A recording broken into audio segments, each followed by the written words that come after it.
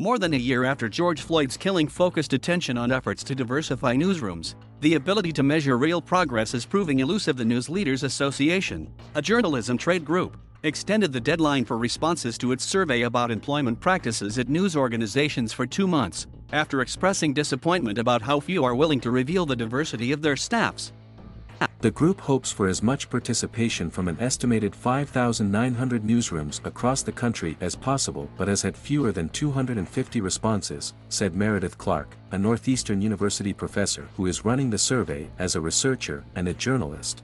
"I am deeply discouraged that the journalism industry isn't as transparent about its workforce in the way that it expects other industries to be transparent about theirs," Clark said.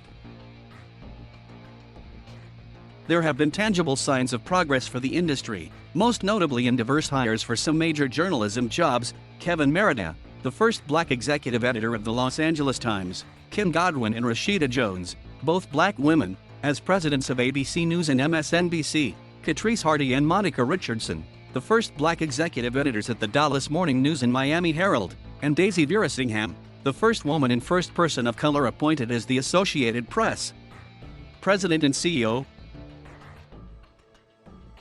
Newsrooms throughout the Gannett chain, the New York Times, the Washington Post and NBC News have publicly revealed statistics on diversity hiring. There have been large-scale reckonings about past bias in reporting in newspapers like the Kansas City Star and Los Angeles Times. Despite these steps, the overall diversity picture remains blurred. First, through a precursor, the American Society of News Editors, a newsroom diversity survey has been conducted since the mid-1970s, following a Kerner Commission report that described the absence of black journalists as shockingly backward. News organizations were given a goal of having staffs that reflected their communities by 2000. The more diversity you have in your newsroom, the better you are able to capture what is going on in your community, said Miriam Marquez, executive director of the News Leaders Group, which includes executives at newspapers, websites and media groups. A lack of diversity can reveal itself in many news decisions. To many critics, the attention paid to the story of Gabby Petito, a young woman found dead after a cross-country trip with her fiancé, reflected a long-time concern about journalists paying more attention to missing white women than minorities in similar situations. Despite some improvements, the 2020 goal wasn't reached, and concerns about diversity faded with the industry's financial collapse over the past 2 decades. Participation in the annual survey also became spotty, to the point where it was suspended in 2019 after only 293 responses were received. Clark was hired to create a more thorough and modern questionnaire, and to seek ways to get more participation, since internal peer pressure is proving insufficient. This year's effort got off to a slow start because much of the group's contact list was initially out of date. The survey asked for more information than in past years, and that proved time-consuming. Some organizations expressed concern about violations of privacy for staff members, but organizers insist that shouldn't be an issue. It might be in some cases that people, frankly, know if they fill it out that the current state of their news organization doesn't look like what they'd hope it would look like, said Hardy, newly named Dallas editor and head of the NLA's Diversity Committee. "I always think that's a factor in any year, but especially after a year of social unrest. Since organizations are being asked to volunteer information, as opposed to a random sample being taken, it also stands to reason that organizations making progress toward meeting diversity goals would be most likely to participate, lending doubt about whether the survey will truly reflect what is going on."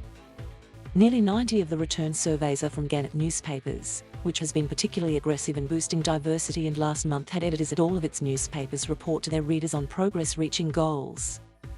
Gannett as a company set 2025 as a goal for their outlets to reach racial and gender parity with their communities. As an example, the Arizona Republic said that in July, 38% of their journalists were people of color, up from 20% 5 years earlier. The goal is 44%. Executive editor Greg Burton told readers how reporting and editing duties had changed to cover equity issues. Hardy said she isn't concerned the News Leaders report will present false progress. "I don't think any of us are happy with where we are," she said. "It may be a more long-term solution, but the group is considering asking foundations and others who provide funding for news organizations to require participation in the survey before getting a grant." Same thing with journalism prizes. If you want to enter the competition for a Pulitzer, show you've filled out a survey. Clark said her goal was to have 1,500 responses to produce a statistically solid report. It seems doubtful they will get there by the end of October, the new deadline. But George Stanley, NLA president, said there's a baseline of participants including Gannett, McClatchy newspapers, ProPublica, BuzzFeed and the Associated Press, the latter for the first time, that the information will be worth releasing. I think these participating organizations, by proving their commitment, will gain a recruiting advantage and that will encourage others, said Stanley, editor of the Milwaukee Journal Sentinel. The New York Times said earlier this year that the percentage of non-white staff members had increased from 27% in 2015 to 34% last year.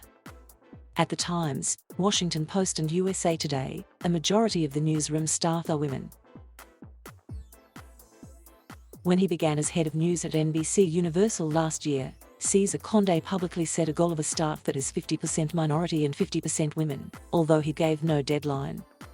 Since then, monthly hires have averaged 48% people of color and 63% women, the network said. The division's percentage of minorities has increased from 27% to 30%. Hiring minorities is important, but so is keeping them, said Doris Trung, Director of Training and Diversity at the Poynter Institute, a journalism think tank. The news industry is seeing a generational shift among young staff members less willing to wait for attitudes to change. She said there is a pipeline problem, said Robert Hernandez, a professor at the University of Southern California's Annenberg School for Communication and Journalism. We are producing diverse students. The reality is they're not being hired, they're not being retained, they're not being promoted.